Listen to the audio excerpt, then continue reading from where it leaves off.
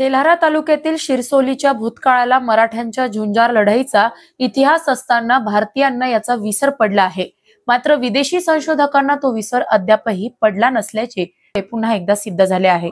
शिरसोली जवळील पांढरी म्हणून प्रसिद्ध असलेल्या ठिकाणी 1803 साली एक युद्ध झालं होतं.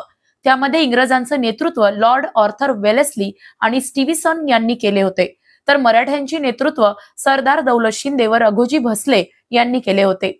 या युद्धात शेकडो मराठा सैनिक वीरगतीला प्राप्त झाले होते, तर ब्रिटिशांच्या नजरेत हिरो असलेला कॅप्टन केन हा सुद्धा यामध्ये मारला गेला होता.